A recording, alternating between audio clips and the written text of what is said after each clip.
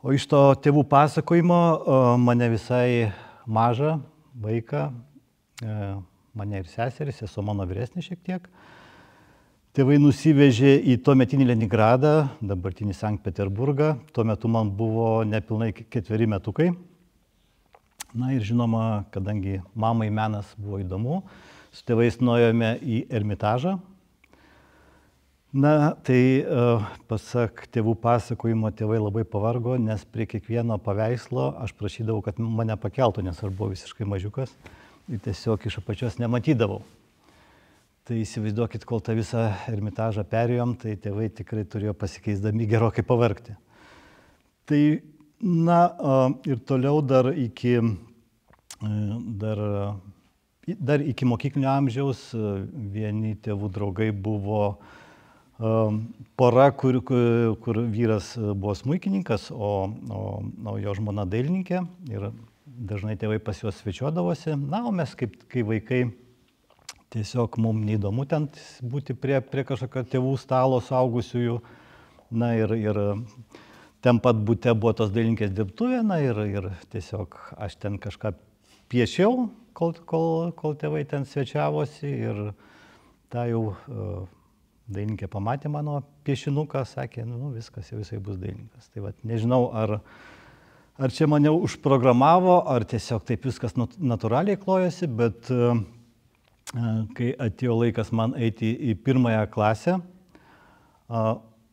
jau sesuo, kadangi jinai 2 metais buvo vyresnė už mane, jinai grojo smuiku. Aš tėvams sakau, aš noriu mokytis dailės, bet dailė tuo metu buvo tik tai nuo 5 klasės. Vat Kaune buvo tuometinė Juozo Naujalio vidurinė meno mokykla, kaip Vilniuje yra Čiurlionio meno mokykla. Tai Kaune irgi buvo ir muzikos, ir dailės skyrius, bet dailė tik nuo 5 klasės buvo. Tai tėvai sako, na negi mes dabar tave seserį į vieną mokyklą vešim, tave į kitą kažkur, dailė tik nuo 5 bus, tai ir tuo iki muzika. Na, tai žodžiu, teko su tuo sutikti, bet sakau su sąlyga, kad aš nuo 5 klasės perėsiu į dailę. Na, matyt, tėvai tikėjosi, gal praeis man tad noras tos dailės. Na, bet vis tik tai atgrojus ir man 4 metus smuiku, sakau, viskas, dabar aš vienoj dailė. Ir perėjau. Na, va taip ir klostėsi tas visas dailės mokykla, po to dailės akademija. Tai žinoma, nuo to mokyklinio amžiaus ir ta akvarelė prasidėjo, nes tuo metu dailės mokykloje buvo 3 pagrindinės specialybės, tai tapyba, grafika ir skulptūra. Na, man, žinoma, tapyba buvo įdomiausia, bet nuo 8 klasės reikėdavo pasirinkti kažkurią vieną iš tų krypčių. Na, o iki to laiko buvo išbandomos įvairios technikos. Na, ir kažkurioje tai klasėje buvo 1 akvarelės pamoka. Ir atėjo toks labai solidus mokytojas, tai jau irgi, žinoma, šviesios atminties, akvarelės korifėjas Česlovas Kontrimas. Kas šiek tiek domisi dailės istoriją, tai tikrai turėtų šitą pavardę žinoti. Na, ir nuo 1 pamokos buvo didžiulis šokas. Na, mes jau laukiam 1 pamokos, prie lentų prisisegę popieriaus lapus. Įeina tas rūstus mokytojas, pasižiūri, dar labiau susiraukia, sako, kas čia dabar. Greitai nusekit tos popieriaus lapus, surinkit į krūvą, atsineša kibirą vandens, pasideda, suviniojo, susuko visus popieriaus lapus į vieną ruloną, įkišo į tą kibirą, pamirkė, dabar imkit ir liesime akvarelę. Mes kaip galim ant šlapio popieriaus kažką tai liet, taigi visi dažai išsilies. Na tai va, tai tokia buvo pažintis su akvarelė. Sakyčiau, mane tikrai nesužavėjo. Ir labai apsidžiaugiau, kad tos akvarelės ilgai nebuvo. 1 metai, po to jau prasidėjo ta jau tikroji tapyba, aliejinė tapyba, žinoma. Na,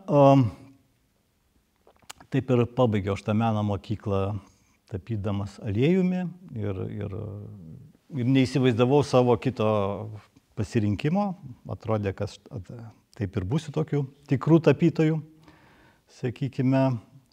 Bet vėlgi taip susiklostė, kad įstojau Dailės akademijoje tokią specialybę, kur vėl akvarelė buvo privaloma.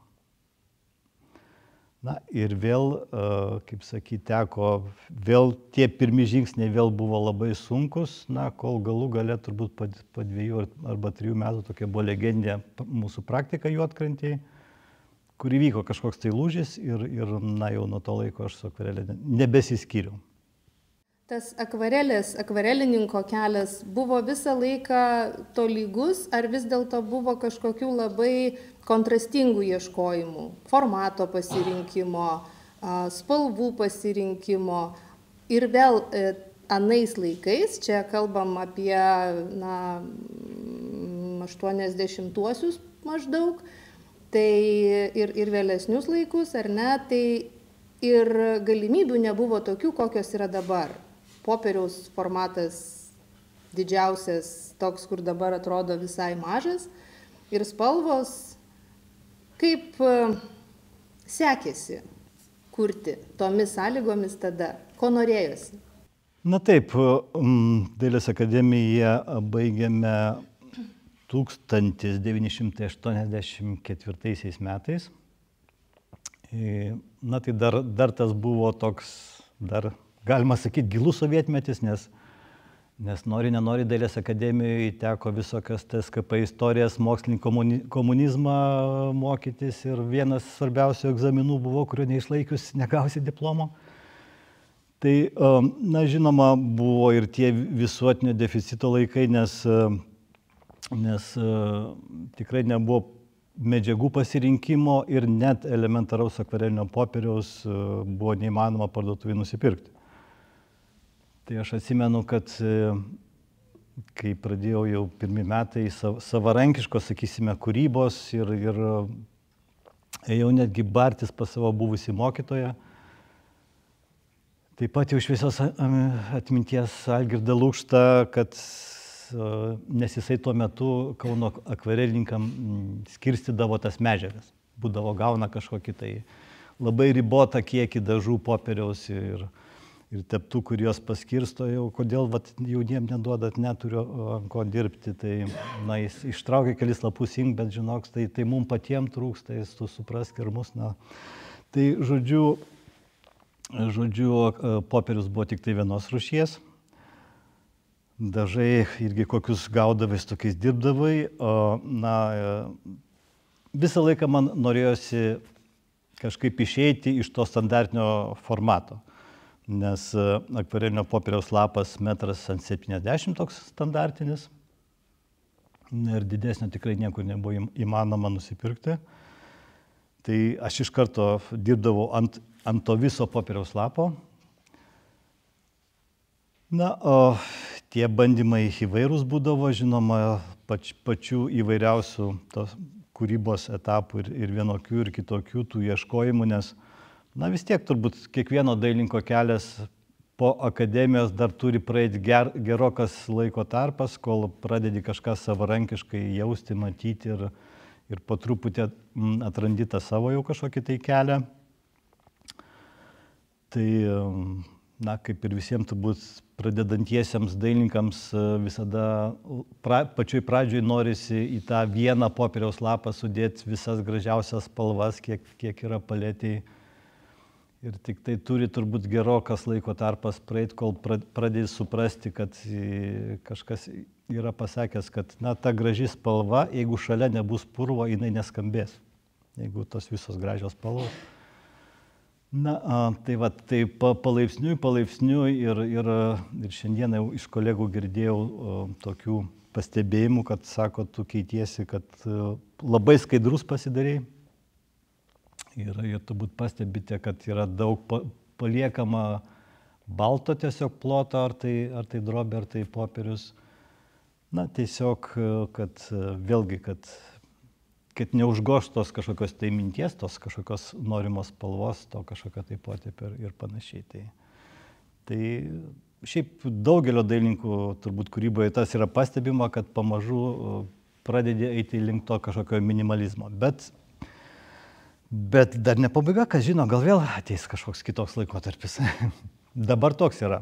Bet iš karto mes čia labai daug kalbam apie akvarelę, bet akylesni turbūt pastebėjo, kad čia ne visos akvarelės, čia netgi mažoji dalis akvarelės yra, kai kurie darbai akvarelės, bet didžioji dalis šį kartą yra drobė ir akrilas. Bet akrilas irgi turi tą savybę, kad su juo galima dirbti labai akvareliškai.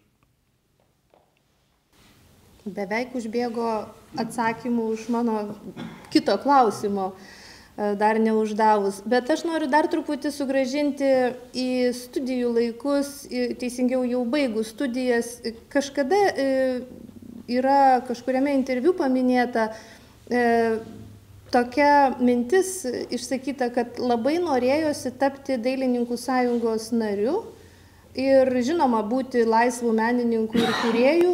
Tai toks iš karto trigubas klausimas, kodėl norėjosi tapti, ar pavyko būti laisvų menininkų ir paskui, kai jau buvo tos aplinkybės, kada buvai Lietuvos Dailininkų sąjungos pirmininku tam tikrą laiką, ar tuo metu buvo laiko kūrybai?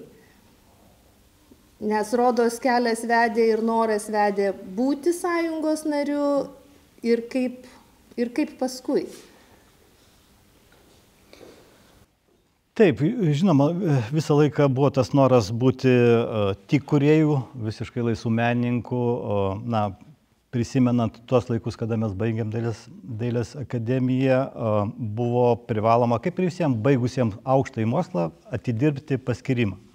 Kažkur tai gaudavai paskyrimą, minimum 3 metus turėdavai atidirbti. Aš gavau paskyrimą Kaune, kadangi pats kaunietis. Tokios buvo Kauno miesto meninio apipavidalinimo dirbtuvės. Na štai ir juose dirbau 4 metus, bet visą tą laiką labai aktyviai dirbau kūrybiškai ir stengiausi kažkaip tai patekti į tą Dailininkų sąjungą. Tai pirmas žingsnis buvo toks jaunųjų dailininkų susivienimas, tai dar netikras sąjungos narys, jau kaip sakyti, jau kandidatų tada tampi. Tuo metu į Dailininkų sąjungą įstoti taip pat būdavo ne taip lengva, nes būdavo privalomos visasąjunginės parodos. Tai visasąjunginės parodos vykdavo tik tai 2 miestuose, Maskvoje arba Leningrade tuometinėme. Ir tengi patekti vėlgi netai paprasta būdavo. Bet man kažkaip pasisekė, kadangi dirbau vien akvarelę. Iš tiesų, pirmas toks buvo pati pirmoji, galima sakyti, mano paroda. Tai buvo Vilniuje dabartinėme šiuolaikinio meno centre. Tai ne mano personalinė buvo, tai buvo bendra, turbūt respublikinė, tuo metu tokios populiarios būdavo respublikinės parodos, ten ir įvairių sričių kūrėjai patekdavo. Žinoma, turėdavo praeiti atranką tam tikrą. Mano 2 akvarelės ten pateko į tą parodą. Tai pati pirma mano paroda buvo tais pačiais metais, kai baigiau dailės akademiją. Paroda pasibaigė, ateina laikas, dailininkai turi atsimti savo darbus, ateinu į šiuolaikinio meno centrą. Kaip dabar akise stovi, kad fonduose ten dirbo Gražina Kliaugienė. Ieško mano darbų, nėra darbų. Viską pervežėm, nėra, dingo. Ką darysi, esu toks jaunas, džiaugiuosi apskritai, kad mano darbai pateko į parodą, ką darysi, dingo, tai dingo. Tiek jau to. Ir praėjo bemaž metai laiko, aš jau buvau pamiršęs apie tas 2 akvarelės. Ir staiga man skambina iš Dailininkų sąjungos. Sako, pasirodo, kad tavo darbai buvo atrinkti ir nukeliavo į Vengriją, Budapešte kažkokia buvo visas, net nežinau, tarptautinė kažkokia tai akvarelės paroda. Ir tai žodžiu, iš galų gale tie mano 2 akvarelės grįžo iš tos Vengrijos ir katalogas, toks ne katalogas, lankstinukas atverčiamas ir ant to atverčiamo lankstinuko 2 nuotraukos, 2 darbų ir vienas darbas mano kaip tik pateko net ant to lankstinuko. Žodžiu, tai man čia buvo didžiausias pasisekimas. Tai tas dalykas, po to buvo mūsų akvarelininkų irgi tokios pačios svarbiausios, mums būdavo parodos vieną kartą į 3 metus Rygoje. tuomet vadinosi Pabaltijo akvarelės trienalės. Tai va, tai ten patekau, kažkaip pačioj pirmoji toj trienalėje ten tokį medalį gavau, ir galų gale atrinko mano darbus į Leningrado parodą visą sąjunginę, ir patekau į tą dailininkų sąjungą. Ta pačią dieną, kai tik tai buvau priimtas į Lietuvos dailininkų sąjungą, gavau tą bilietą, iš karto darbe padėjau pareiškimą, išeinu iš darbo, būsiu laisvas menininkas. Į dailininkų sąjungą įstojau 1990-aisiais ir iki 96 metų. 6 metus. 6 metus. Na, kažkaip tai su ta akvarelė vis Kaune buvo labai nedaug tų akvarelininkų. Apskritai Lietuvoje jų labai nedaug yra. Ir tuo metu net nebuvo atskiros akvarelininkų sekcijos. Mes buvom priskirti prie tapytojų. Bet visada labai pykdavom parodose, bendrose parodose, akvarelė būdavo kažkur nugurdama į kažkokius tamsiausius kampus, nes tos tapybos didelės ryškios drobės mūsų užgoždavo, tai mus kažkur nukišdavo į kampą. Na ir mes kažkada tai ten Kaune visi pasitarė, reikia mums kažkaip tai daryti kažką tai savo, įsikūrėm akvarelininkų sekciją. Tai va, tai aš toj sekcijos atsiradau, po to, tai tu jaunas, tu čia imk tą sekciją ir vadovauk, tai taryboje atsiradau dailininkų sąjungos.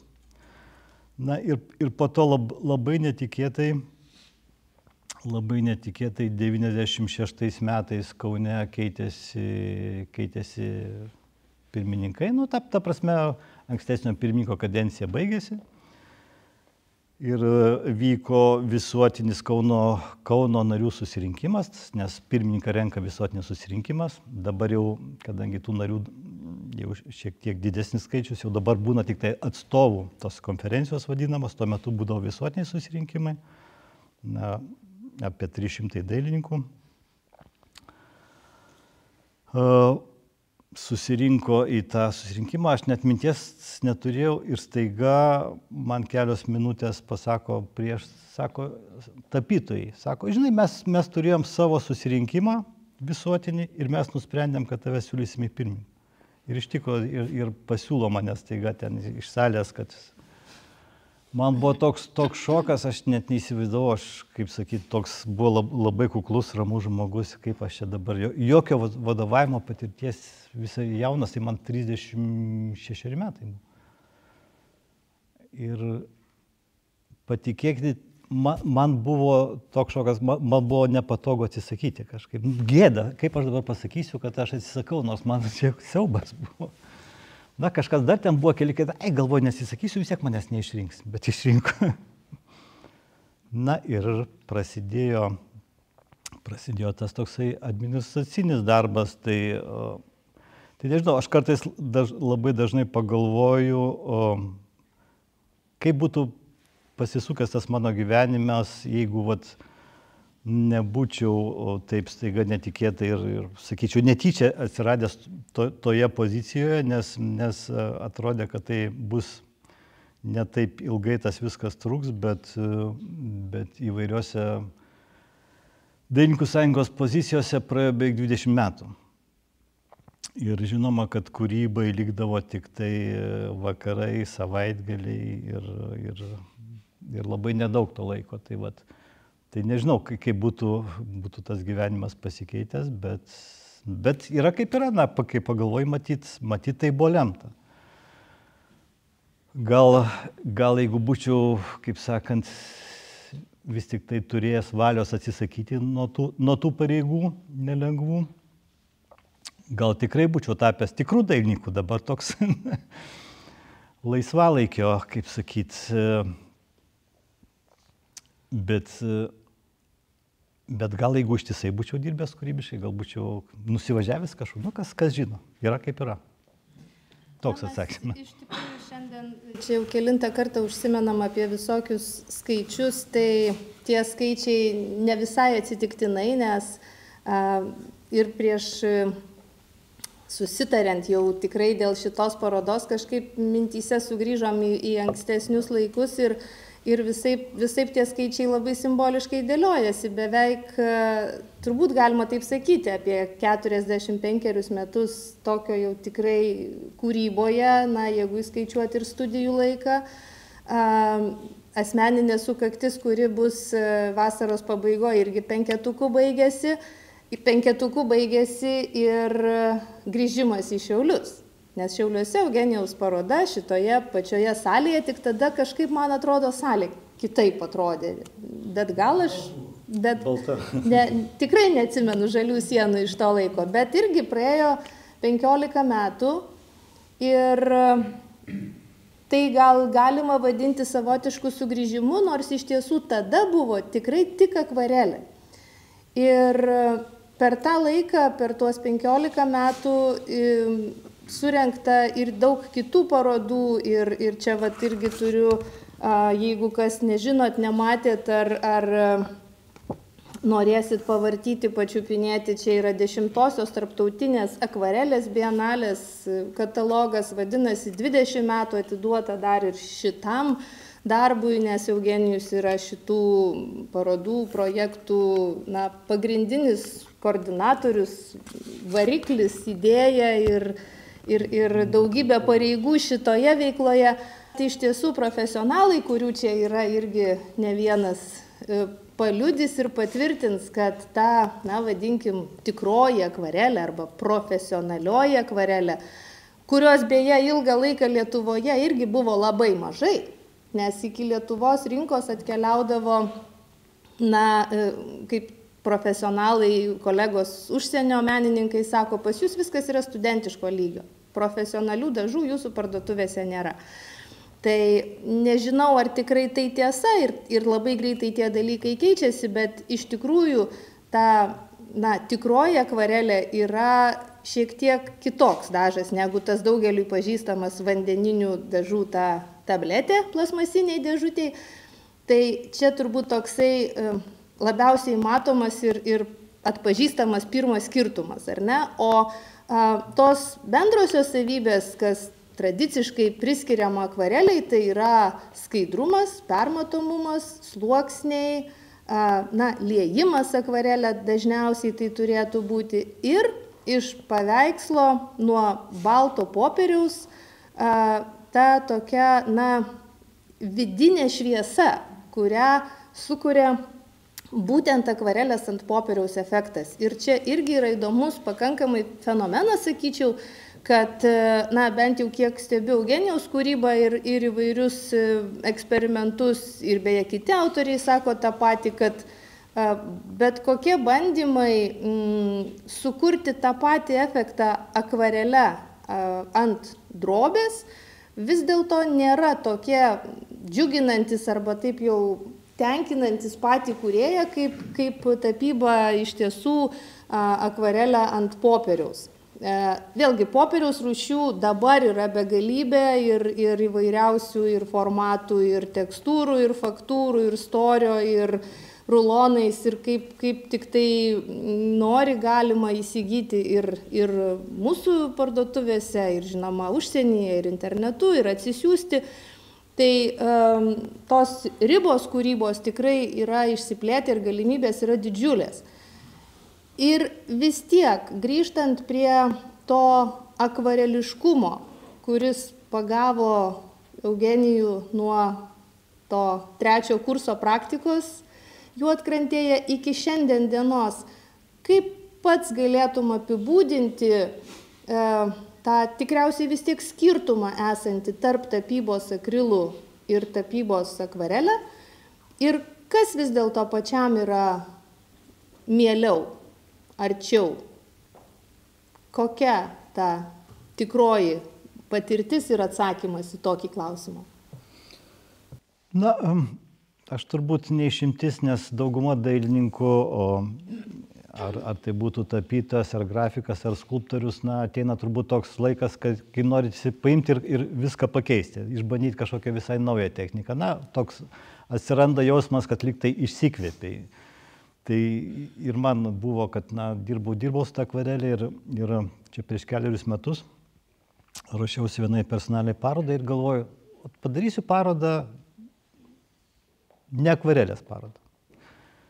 Užsisakiau krūvą drobių, prisipirkau akrilo ir mintise įsivaizdavau, kad va dabar paimsiu platų teptuką, riebiai pakabinsiu dažų, kaip nutapysiu pastoziškai potipiais tokį.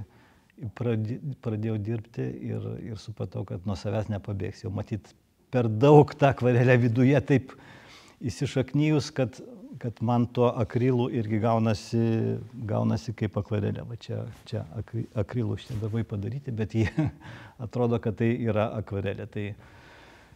Tai žodžiu, tai gal čia ir charakterio tas bruožas, ar gal kad labai ilgą laiką tą akvarelę dirbta, bet žinoma, man ta akvarelė, nors labai sunkus buvo ėjimas į tą akvarelę, bet turbūt vis tik tai didesnį teikia pasitenkinimą būtent akvarelę kuriant darbus.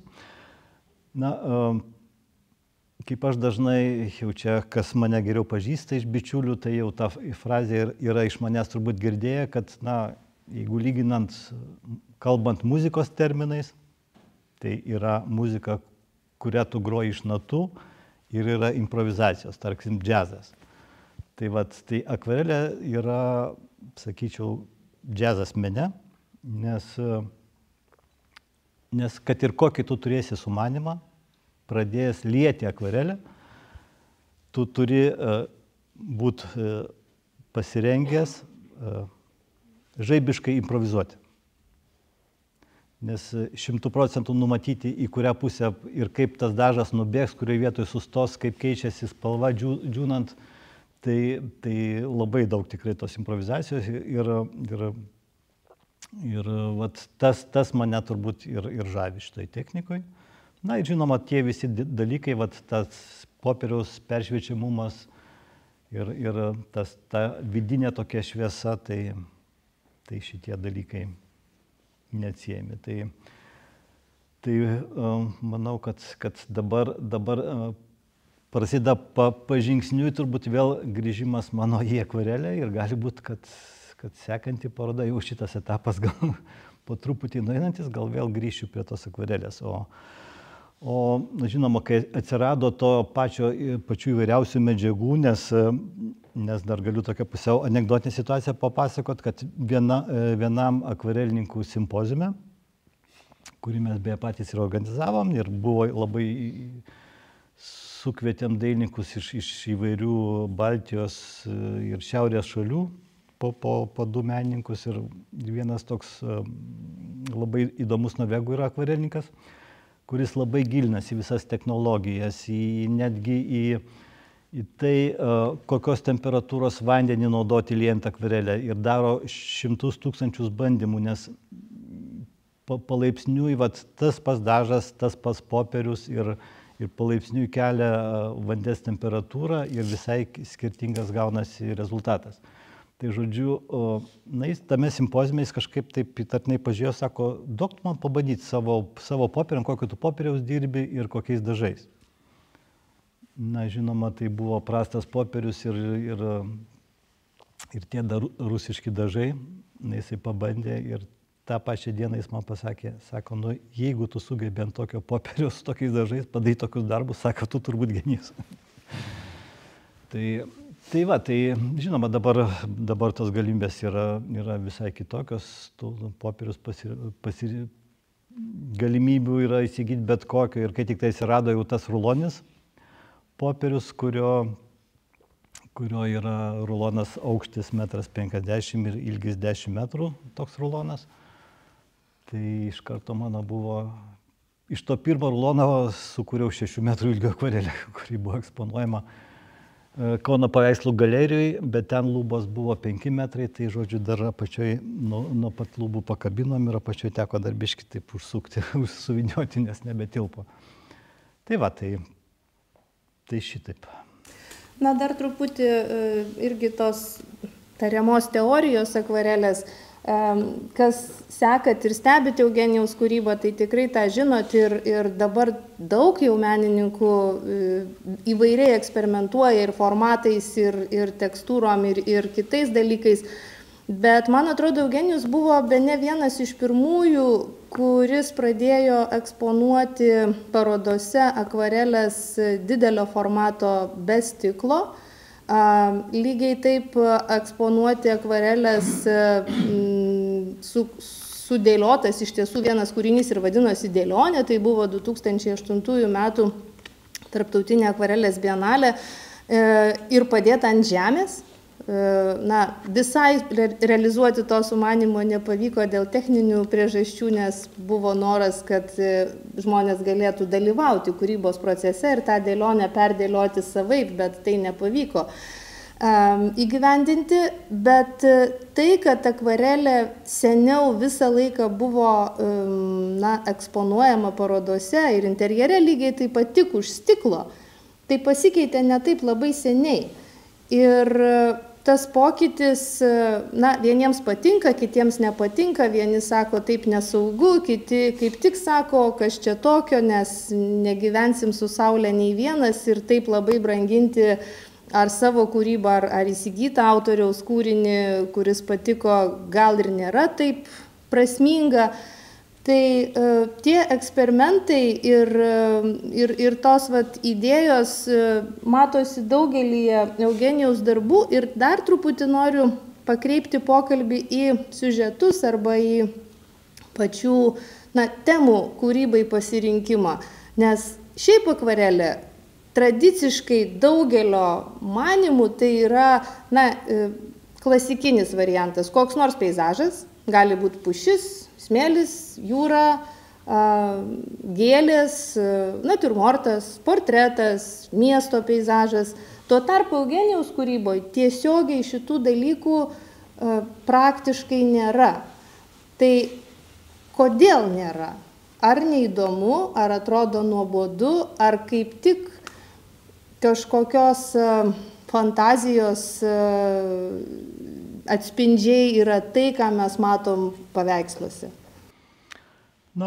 Šitą klausimą labai sudėtinga turbūt atsakyti ir vėlgi turbūt kaip ir dažnas menininkas taip praeini tą visą kelią nuo visiško galbūt realizmo, kuris mūsų mokymosi toj stadijoje tai tiesiog buvo privalomas ir teisybę pasakius turbūt turėjo daug gerokai metų praeiti, bent jau baigęs dailės mokyklą, aš dar nesupratau, kad menas gali būti kitoks, ne tas realistinis menas, nes tai tuo metu taigi tas buvo sovietinis realizmas ir tik jau akademijoje kažkuriais tai gal kurse pradėjau man kažkaip tai akis atsiverti, kad menas gali būti ir kitoks. Tai mano kūryboje irgi buvo pradžioje gal to visiško realizmo tai tikrai nebuvo, bet buvo daug kažkokių galbūt atpažįstamų detalių, kurių palaipsniui mažėjo. Tai nežinau, nesijaučiu aš nei labai modernus, čia turbūt vėlgi kieno akimis žiūrint, galbūt vyresnioji karta gali pasakyti, kad tu čia kažkoks modernus, jaunimas gal pasakytų, kad tu jau čia priešingai, jau labai konservatyvus ir jau šiuolaikinis menas turėtų dar būti toliau nuėjęs. Tai,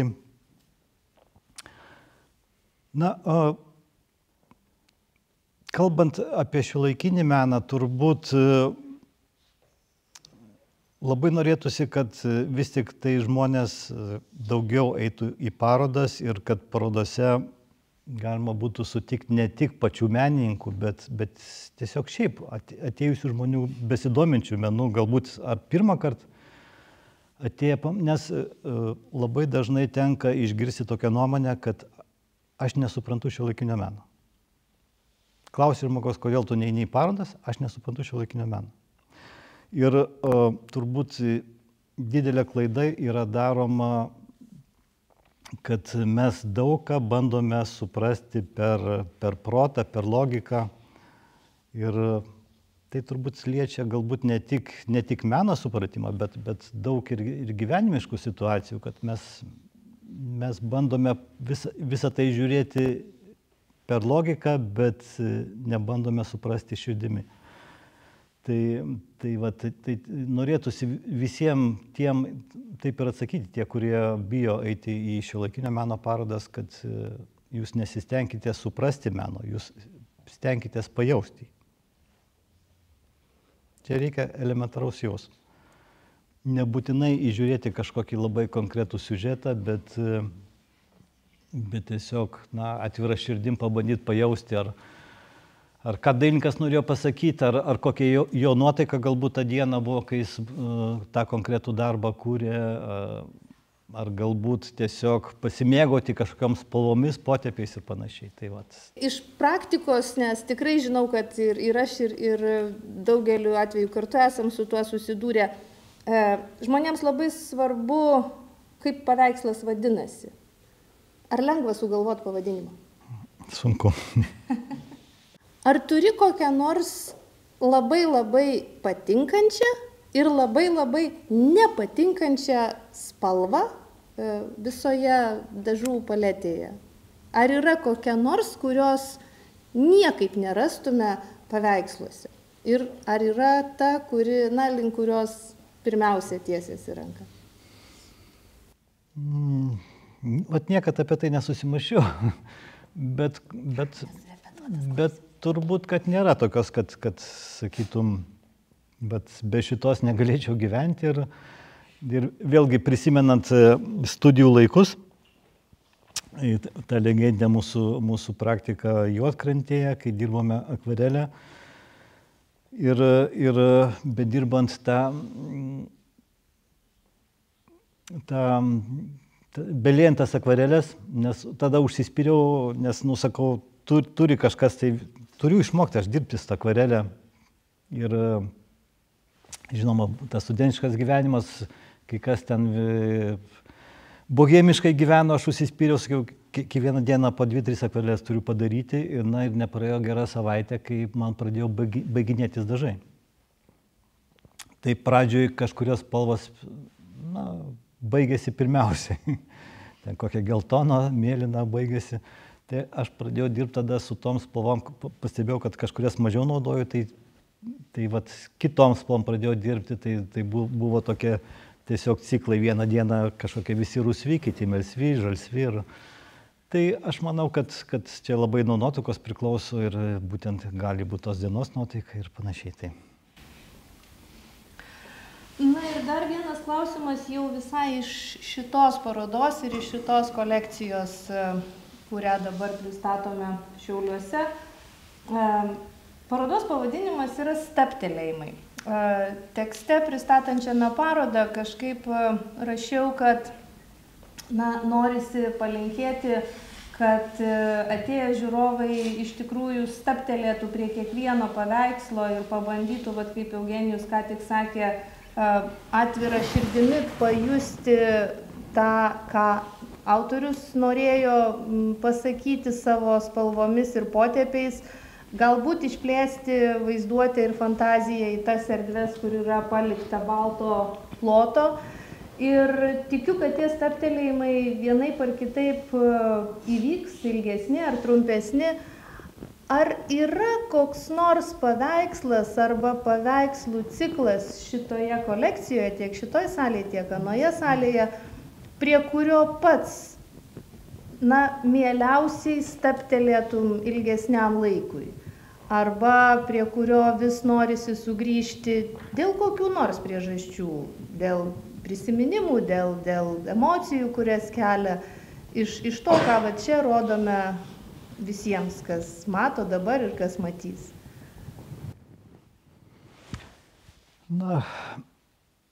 Šiaip toks įdomus klausimas, nes, sakyčiau, kad dailininkas turėtų, jis net privalo būti nepatenkintas savo darbais. Kažkada aš atsimenu pačioj pradžioj su Jovita būdavo tokios diskusijos, kad jai atrodydavo, kad aš kodėl tu nepatenkintas savo kūriniais, ar kodėl tau tas iš džiaugsmo turėtų ateiti ir visa kita, nes, mano galva yra labai pavojinga būti labai patenkintų savo kūrybą, nes, tarkim, jeigu aš sukurčiau savo darbą, kuriuo būčiau beprotiškai patenkintas, tai tada galbūt jau nebebūtų motyvacijos, argumentacijos dirbti toliau, ieškoti toliau.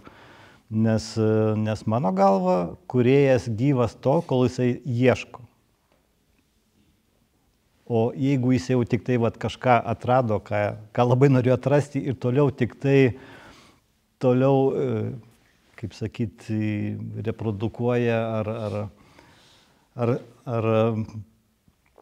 ar improvizuoja jau tuo pagal tą savo atrastą modelį tiesiog šiek tiek pakeisdamas, tai jau nėra kūryba, jau yra dauginimas, kaip sakant, tos produkavimas, sakysime taip. Tai aš šito labai bijau ir kartais sąmoningai atrodo, tikrai atradai kažką tai tokio naujo, įdomos ir galėtum dabar toliau tuo keliu eiti, bet aš sąmoningai geriau galvoju, aš darysiu blogiau, bet bandysiu atrasti kažką tai naujo. Kad būti amžinai toj kūrybai. Man taip atrodo, gal aš klystu, gal čia yra nemažai kolegų, mano draugų ir dailininkų, gal kiekvienam atrodo kitaip, bet mano toks yra požiūris. Aš tiesiog susiraukiau galvodama apie tai, kad jeigu mes dabar imsime nagrinėti savoką geriau, blogiau ir nukrypsime kur nors ten toliai meno filosofiją, tai gali užsitęsti dar ne 1 valandą šitą diskusiją. Tai turbūt ne visai tikslus terminas yra tas, kad specialiai daryti blogiau. Kažkokia kitas pretekstas yra, kuris skatina ieškoti ir kurti. Aš specialiai nepaklausiau, kuris patinka paveikslas labiausiai arba nepatinka. Aš specialiai klausiau, prie kurio norėtum ilgiausiai stabtelėti, arba galiu paklausti kitaip, prie kurio pirmiausia dabar nusivestum visą šitą publiką, jeigu jį kartu pakiltų ir eitų. Ką pirmiausia norėtum parodyti? Į ką atkreipti dėmesį? Kokias 2 užuominas arba 3. Nes vieną gali būti labai sunku išskirti, kad ten eikite ir žiūrėkite į tą. Nebūtinai jūs pamatysit tą, ką Eugenijus nori pasakyti, bet man vis tiek įdomu išprovokuoti. Ne, tai man ko gero, supratau, kad jau neišsisuksiu, reikės man kažką atsakyti, tai man ko gero šitas ciklas, tie horizontai ir toj pirmoji salėje, kur altarą, ten kur irgi iš 3 darbų. Bet tai šiuo momentu yra šitoj parodoj, o bus kitų parodų, bus kitų darbų.